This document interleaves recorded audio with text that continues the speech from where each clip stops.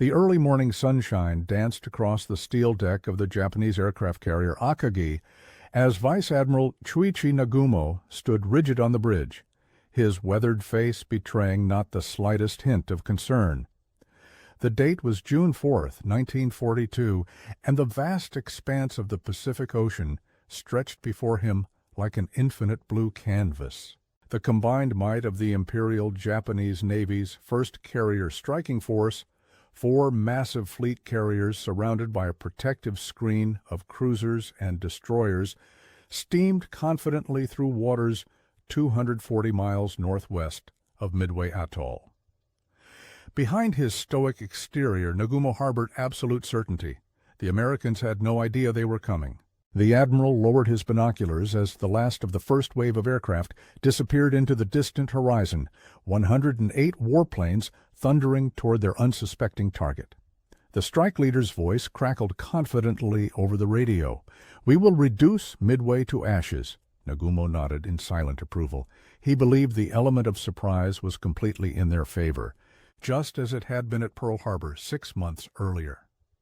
No one on the bridge could have imagined that within 5 hours, 3 of their magnificent carriers would lie in ruins, broken and burning beneath columns of thick black smoke visible for miles across the empty ocean. No one in the Imperial Japanese Navy could have known that at this very moment, 3 American aircraft carriers, the very prey they sought to destroy, were already lying in wait, their commanders fully aware of every detail of the Japanese battle plan. What Nagumo and his staff would soon discover would send shockwaves through the Japanese High Command and forever alter the course of the Pacific War. The revelation would come too late, and the consequences would be catastrophic. No one in the 21st Carrier Division knew that one fateful scout plane's report and one admiral's moment of indecision that morning would rewrite naval history and reveal the true cost of underestimating American resolve. Isoroku Yamamoto was born on April 4, 1884, in the remote coastal town of Nagaoka, Japan. The 7th son of a schoolmaster of samurai lineage, young Isoroku displayed exceptional intelligence from an early age. His mathematical brilliance earned him admission to the Imperial Japanese Naval Academy, where he graduated near the top of his class in 1904.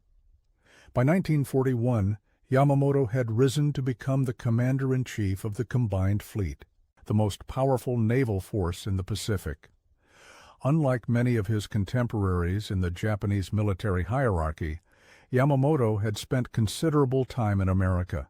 He had served as the naval attaché in Washington during the 1920s and had studied at Harvard University. This experience gave him a profound understanding of America's industrial might and national character that few of his colleagues possessed. While Japan's military leadership spoke confidently of quick victory, Yamamoto harbored deep reservations about war with the United States. In the first 6 to 12 months of a war with the United States and Great Britain, he confided to Prime Minister Fumimaro Konoe, "I will run wild and win victory upon victory.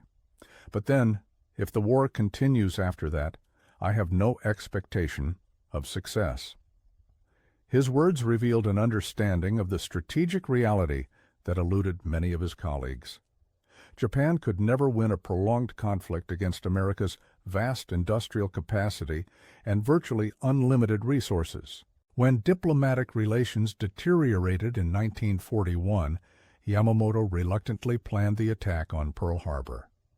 Though the strike achieved tactical surprise, Yamamoto considered it a strategic failure because it had missed the true prize: America's aircraft carriers, which had been at sea during the attack. The admiral knew these carriers would become the centerpiece of America's counteroffensive, and he feared their potential to strike back at Japan. This fear was realized on April 18, 1942, when 16 American B-25 Mitchell bombers, led by Lieutenant Colonel James Doolittle, launched from the carrier USS Hornet and bombed Tokyo. Though the physical damage was minimal, the psychological impact was profound. The Japanese homeland had been violated, and the myth of its invulnerability shattered. Emperor Hirohito was shocked. The military leadership was humiliated, and Yamamoto became even more determined to eliminate the threat of America's carrier force once and for all. "The Americans have brought the war to our homeland," Yamamoto told his staff after the Doolittle raid. "We must draw them into battle and destroy their remaining carriers before they can mount another such attack."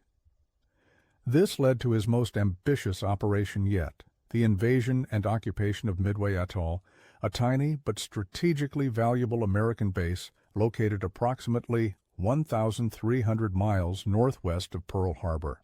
The plan was complex, but in Yamamoto's mind, brilliant. Japanese forces would conduct a diversionary attack in the Aleutian Islands to draw American attention northward, while the main thrust would target Midway. Yamamoto believed the Americans would be forced to commit their precious carriers to defend the atoll. When they did, his superior force would spring the trap and annihilate them. With America's carrier force eliminated, Japan would negotiate from a position of strength, perhaps even forcing the United States to accept peace terms favorable to the empire.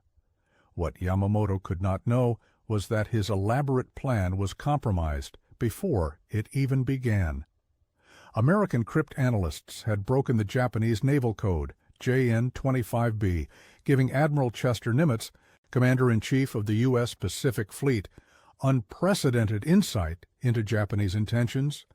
The hunter was about to become the hunted, and the stage was set for one of the most decisive naval battles in history. Vice Admiral Chuichi Nagumo's path to commanding the Kido Butai, Japan's elite carrier striking force, was not a conventional one. Born in 1887 to a samurai family, Nagumo was a surface warfare officer by training and experience, with little background in naval aviation. His appointment to lead Japan's carrier force had more to do with seniority than expertise, a reflection of the rigid hierarchy that characterized the Imperial Japanese Navy. Nagumo was 55 years old at the time of Midway, an age when many men begin contemplating retirement.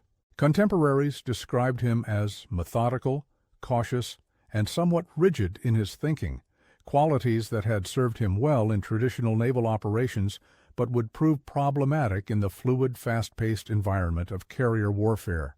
His lack of aviation experience meant he relied heavily on his staff officers, particularly Commander Minoru Genda and Commander Mitsuo Fuchida, for technical matters related to air operations.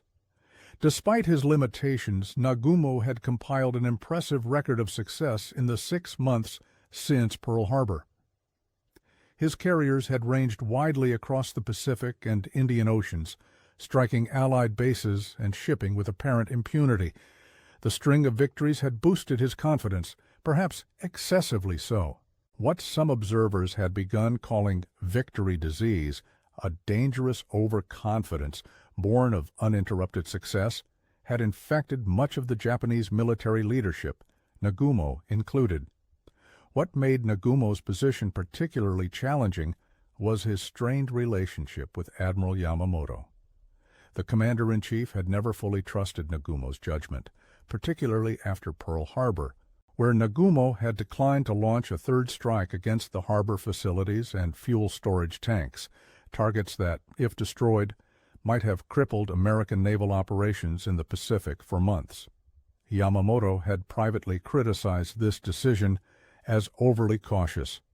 Now, as Nagumo's carriers steamed toward Midway, the weight of Yamamoto's expectations rested heavily on his shoulders.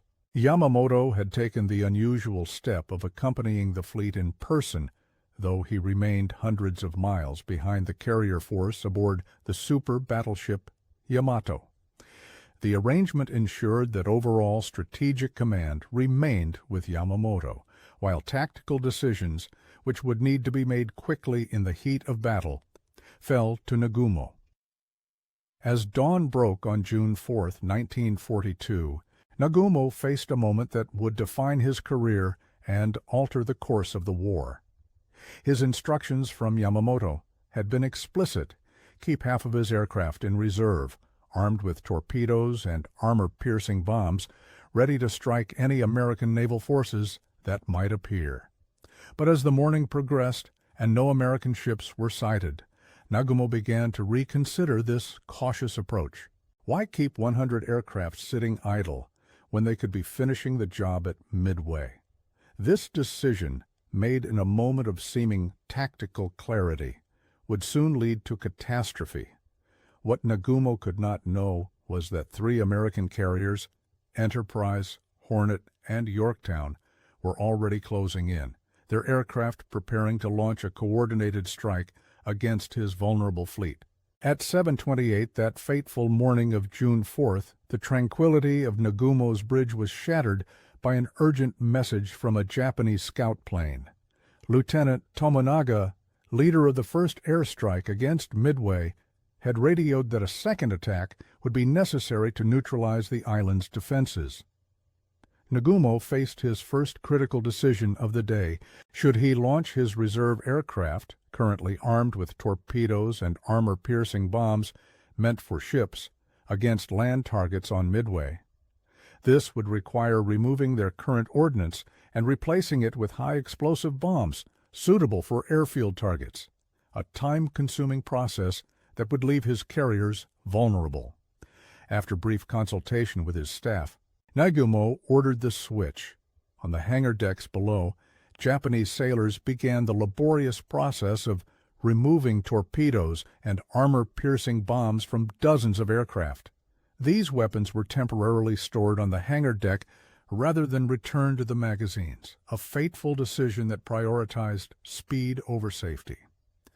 At precisely 7:28, as this rearmament was underway, another report arrived that would change everything.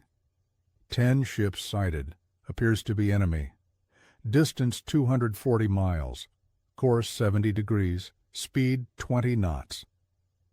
The message was from a float plane launched from the heavy cruiser Tone, which had been delayed in its departure and was running behind schedule in its search pattern.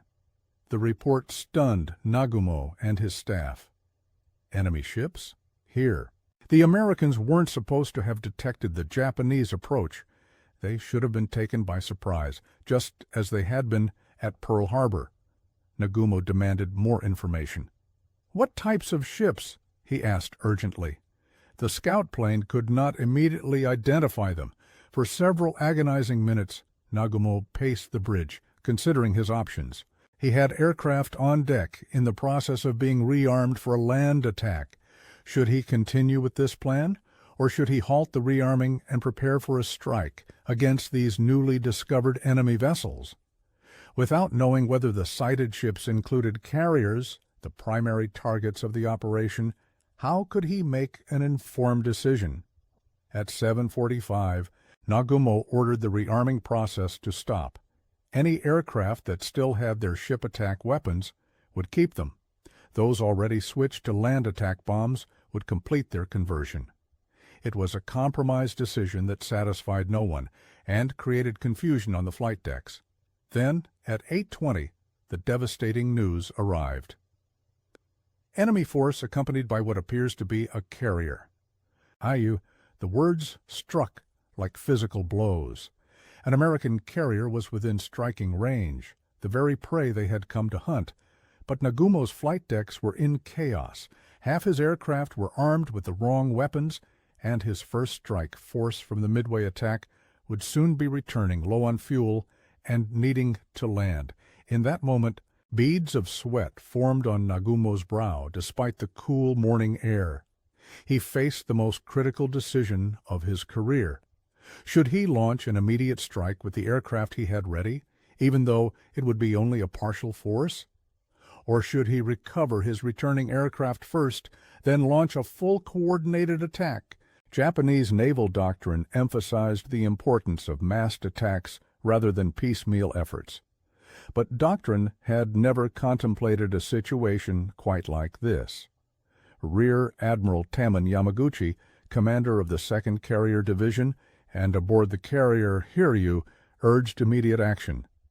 "We must strike now with whatever we have ready," he insisted. But Nagumo hesitated. The returning aircraft from the Midway strike could not remain airborne much longer. If he launched now, where would they land? At 8:30, Nagumo made his decision. He would recover the returning aircraft first, then launch a coordinated strike with his full air group. It seemed the prudent choice, the one most in line with established doctrine. What he could not know was that American dive bombers were already en route to his position. The delay would prove catastrophic.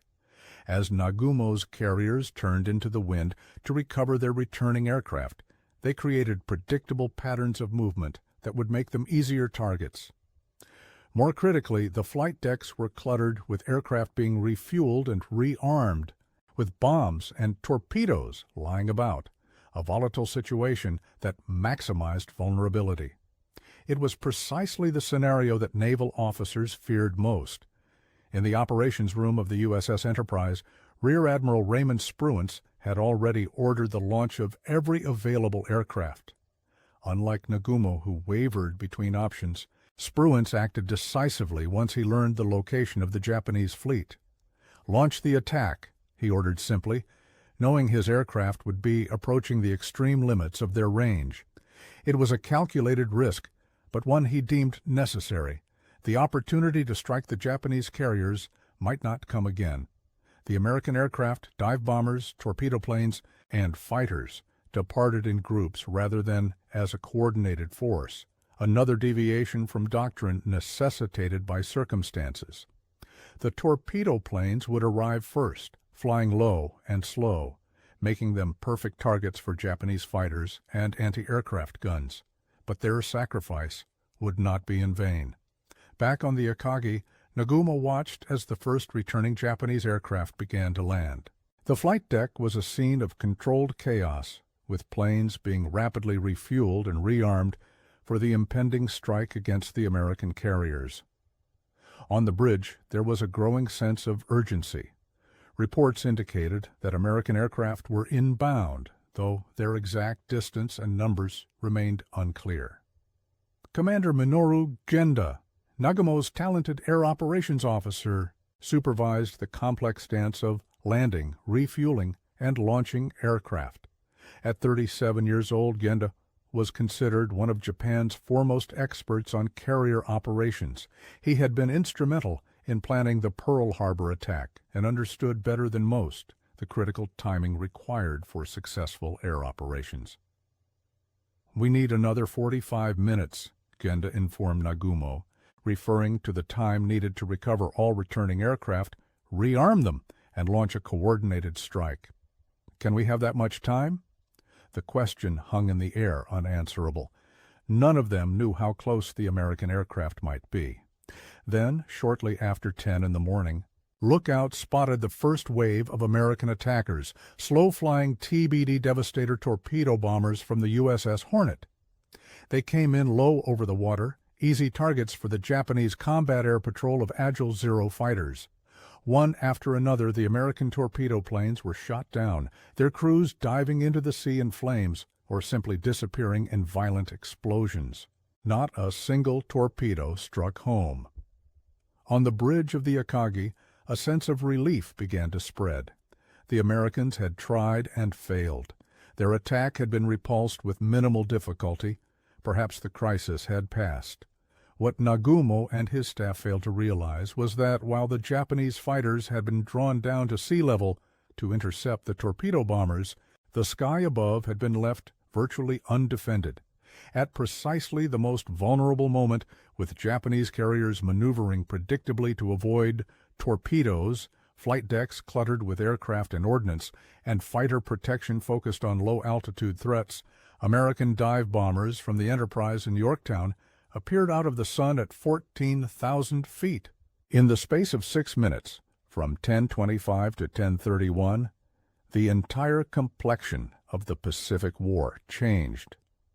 Dive bombers from the Enterprise struck the carriers Kaga and Akagi, while Yorktown's bombers hit the Soryu.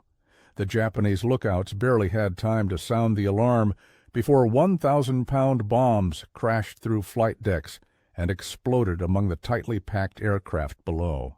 Hangars filled with planes, fuel, and ordnance became infernos. Secondary explosions rippled through the mighty ships, transforming them from symbols of imperial power to floating pyres. On the bridge of the Akagi, Nagumo watched in stunned disbelief as his flagship was engulfed in flames. The steel deck beneath his feet buckled and heaved from internal explosions. Smoke billowed from below, choking the air and obscuring visibility. Communications failed. Control was lost. Within minutes, it became clear that the ship could not be saved. As the admiral and his staff prepared to transfer to a destroyer, Nagumo turned to Rear Admiral Kusaka, his chief of staff, and spoke words that would haunt the Imperial Japanese Navy for years to come. "We have been caught by surprise. This should never have happened." The admission came too late to save his carriers or change the outcome of the battle, but it acknowledged a fundamental failure in Japanese planning and execution. The shock was even greater aboard the Yamato, where Admiral Yamamoto received fragmentary reports of the disaster unfolding hundreds of miles ahead. His elaborate trap had been turned against him. Instead of ambushing the American carriers, his own carriers had been ambushed. The strategic genius who had orchestrated the Pearl Harbor attack now faced a catastrophic defeat that would forever alter the balance of power in the Pacific.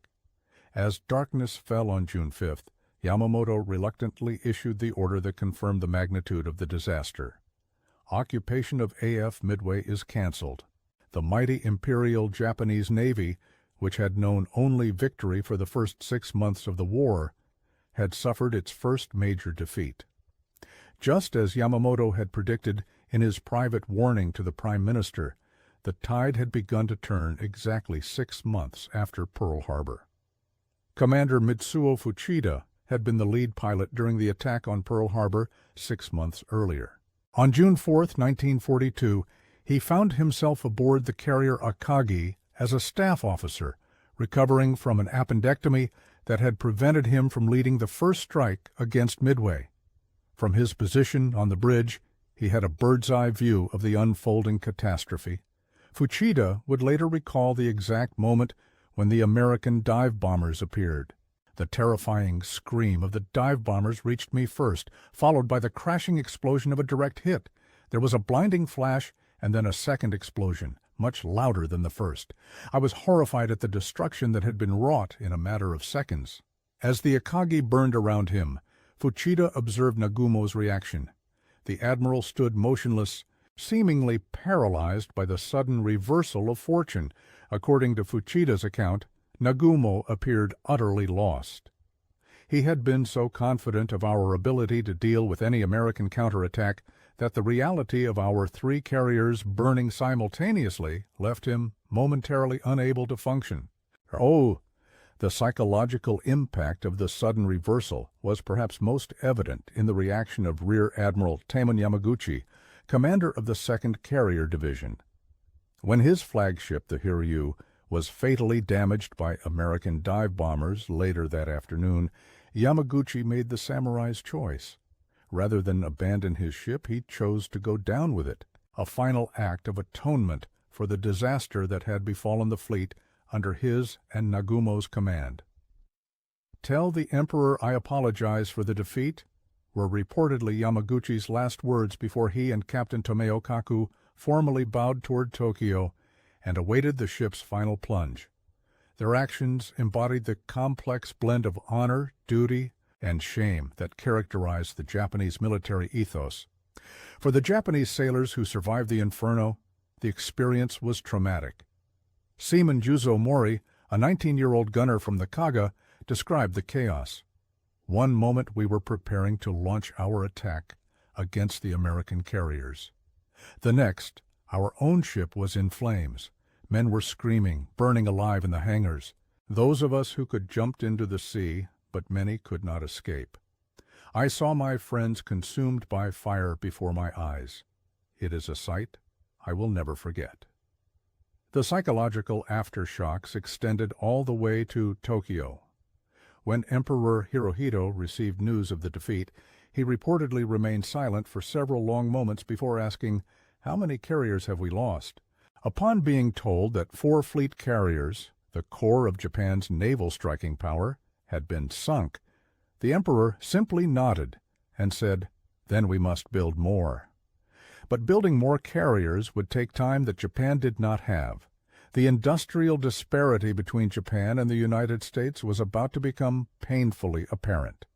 While Japan struggled to replace its lost carriers, American shipyards were turning out Essex-class carriers at an astonishing rate. By 1944, the United States would have more fleet carriers in the Pacific than Japan had started the war with. The defeat at Midway created a crisis of confidence within the Japanese naval leadership. Admiral Matome Ugaki, Yamamoto's chief of staff, wrote in his diary on June 8th, "This is the most unpleasant battle in my experience. I am at a loss what to say when I think that our great task force, upon which so many hopes were pinned, should have been dealt such a blow. How can we explain this defeat to the emperor and to the people?" The explanation would never be fully given to the Japanese public. Military censors suppressed the true extent of the defeat, reporting only that our forces inflicted severe damage on the enemy while achieving their strategic objectives. The families of the more than 3,000 Japanese sailors and airmen killed at Midway received only the notification that their loved ones had died in battle for the emperor. The full story of the catastrophe remained hidden, a secret shame that the Imperial Navy's leadership could barely acknowledge even to themselves. In the aftermath of the battle, Nagumo was not immediately relieved of command, a surprising development given the magnitude of the defeat. This reflected both the Japanese military's reluctance to acknowledge failure publicly and concerns about Nagumo's mental state. According to some accounts, Admiral Kusaka found Nagumo contemplating suicide in the days following the battle and talked him out of it, arguing that he still had a duty to his remaining men. Admiral Yamamoto, for his part, accepted full responsibility for the defeat. In a private message to naval headquarters in Tokyo, he wrote, "Never tell anyone outside my staff that the submarine force and the 1st Air Fleet were responsible for the failure at Midway. The failure at Midway was mine." It was a characteristic gesture from a commander who understood the principles of leadership and accountability. Yet privately, Yamamoto was devastated. The defeat represented not just a tactical setback, but the potential collapse of Japan's entire strategy for the Pacific War. Without control of the sea lanes, which required air superiority that could only come from carriers, Japan's far-flung island garrisons would be isolated and vulnerable. The resource-rich territories of Southeast Asia, the conquest of which had been the primary rationale for the war, would eventually be cut off from the home islands. In the officers' wardroom of the Yamato, during the long retreat back to Japan, Yamamoto reportedly told his staff, "This battle has shown us that the Americans are far more resilient than we anticipated. Their industrial strength is overwhelming, and their willingness to fight should not have been underestimated." It was a sobering assessment from the man who had warned all along about the dangers of war with the United States. For the Americans, the victory at Midway came at a high cost. The carrier Yorktown was lost, along with the destroyer Hammond and 150 aircraft. 307 American servicemen paid the ultimate price, but these losses were sustainable, especially compared to the devastating blow inflicted on the Japanese naval aviation arm, which lost 4 carriers, 248 aircraft, and over 3,000 men, including many of their most experienced pilots. Admiral Chester Nimitz, the American commander who had boldly positioned his limited forces to ambush the Japanese, summed up the battle's significance. Midway was the first decisive defeat suffered by the Japanese Navy in 350 years. It restored the balance of naval power in the Pacific and removed the threat of further Japanese expansion. For Japan, Midway marked the beginning of the end. Though the war would continue for 3 more years and many bloody battles remained to be fought, the strategic initiative had irrevocably passed to the Americans. The Imperial Japanese Navy would never again launch a major offensive operation with carriers.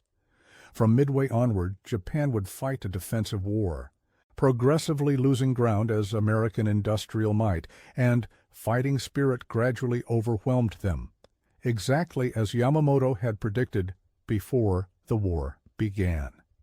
The decisive moment had come and gone in the span of 5 minutes on a clear June morning in 1942, when American dive bombers appeared unexpectedly out of the sun and changed the course of history.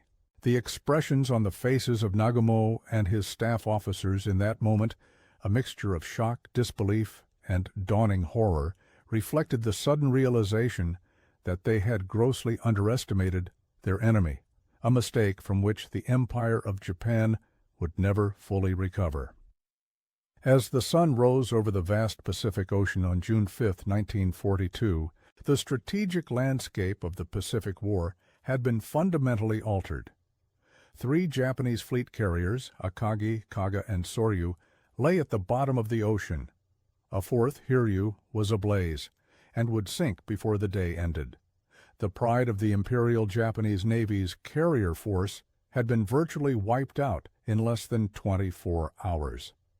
Aboard the battleship Yamato, hundreds of miles from the scene of destruction, Admiral Isoroku Yamamoto received the full reports of the disaster with a stoic exterior that masked his inner turmoil. His elaborate trap had failed spectacularly. Instead of luring the American carriers to their doom, his own carriers had been ambushed and destroyed. The impact of the defeat extended far beyond the immediate loss of ships and men. The 4 carriers sunk at Midway represented 2/3 of Japan's fleet carrier strength and could not be quickly replaced. More devastating still was the loss of hundreds of experienced naval aviators, the product of years of intensive training that had given Japan a qualitative edge in the air during the war's early months. In the aftermath of the battle, Yamamoto faced a crucial decision. Should he commit his remaining surface forces, including the mighty Yamato and other battleships, to continue the operation? In theory, he still possessed overwhelming surface firepower compared to the American forces, but without air cover, these powerful ships would be vulnerable to American carrier aircraft. The era of the battleship as the queen of the seas had ended, though not everyone had yet recognized this reality. After hours of deliberation with his staff, Yamamoto issued the order that confirmed the magnitude of the defeat. Occupation of Midway is canceled. With those 5 words, he acknowledged what everyone already knew. The operation had failed, and the dream of forcing America to the negotiating table through a decisive naval victory had evaporated. The long voyage back to Japan was a somber one for the surviving ships and men of the combined fleet. There were no victory celebrations, no triumphant radio broadcasts, no commemorative sake cups as there had been after Pearl Harbor. Instead, there was only quiet reflection on what had gone wrong and growing concern about what the future might hold. For Nagumo, the journey was particularly difficult. Transferred from his burning flagship to the light cruiser Nagara, and then to the battleship Haruna, the admiral was described by witnesses as a changed man. Gone was the confidence that had characterized his bearing during the string of early victories. In its place was a haunted look, the expression of a man who had glimpsed disaster and could not unsee it. According to accounts from his staff officers, Nagumo barely spoke during the return voyage, spending long hours alone in his cabin. When he did emerge for meals or conferences, his contributions were minimal and subdued. The aggressive officer who had directed the Pearl Harbor attack seemed to have vanished, replaced by a shadow of his former self. Yamamoto, for his part, maintained his dignified bearing throughout the crisis, refusing to publicly blame Nagumo or any other subordinate. In his formal report to Imperial General Headquarters, he accepted full responsibility for the defeat, a gesture that reflected both his character and his understanding of leadership principles. Yet privately, in conversations with his closest staff officers, Yamamoto acknowledged the specific errors that had led to disaster: the inadequate early morning search pattern, the decision to rearm aircraft for a second strike on Midway rather than keeping them ready for anti-ship operations, the failure to maintain adequate combat air patrols at multiple altitudes, all had contributed to the catastrophe. Most telling was Yamamoto's comment to Admiral Ugaki, recorded in the latter's diary. "We underestimated their resolve. After Pearl Harbor, we thought they would be hesitant to engage us. Instead, they sought battle aggressively and fought with skill and determination that surprised us. We must revise our assessment of the American fighting spirit."